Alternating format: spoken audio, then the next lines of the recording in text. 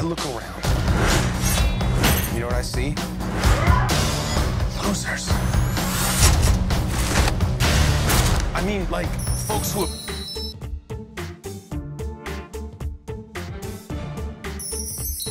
You guys want chocolate? No? Nobody want chocolate?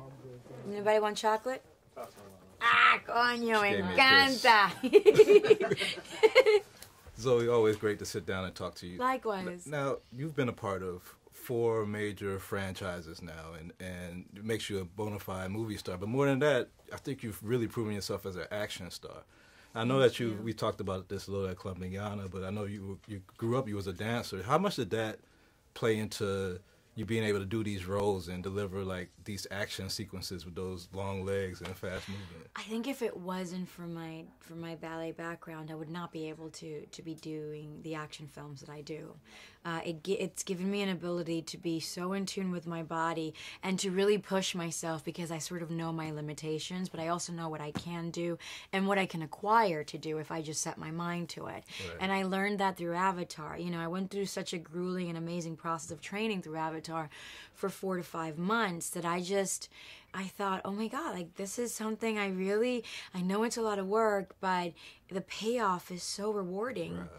And it also felt like a very strong message to send out to young women, to sort of go, you can be physical. Don't just let all the guys have all the fun. Right, right. You know. Now you've played outer space in a couple of movies now as a couple of characters. Has it made you reconsider what may be out there beyond our clouds and our Always, atmosphere? My whole life.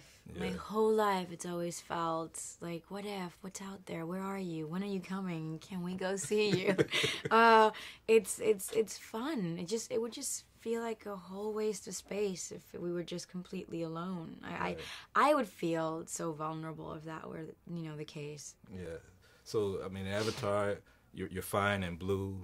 Yeah, it's Gamora, you're fine in green. In real life, you're beautiful. Thank you. And it brings me to my next question. Is like we had all this conflict over this Nina Simone and this color complex and everything. Does it frustrate you that still in this day that we have so many issues with color complexes or this tug of war between is she black enough, is she Latin enough? Is that frustrating to you as a person? Oh my God, of course, yes. There was a journalist. I was coming from Puerto Rico who called me a Caribbean something, and all of a sudden, like, there was a backlash for that. I just, in order for us to understand where we're coming from, we need to understand the root of it all and have a little bit of compassion for it. If we weren't picked on as a human society, if we didn't pick on each other over and over again for the color of our skin, for the where we come from, for what we eat, for the music that we listen to, for how we dress, we wouldn't stress so much time in wanting to divide ourselves.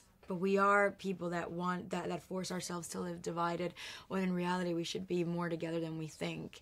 Yeah.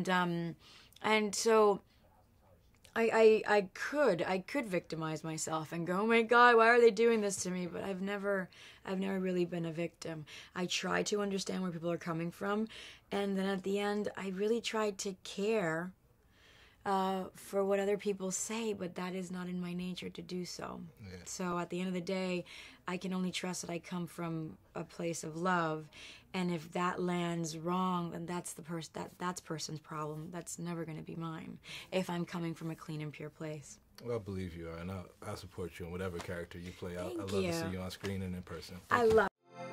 You're watching BLACKTREE on TV, only on Soul of the South.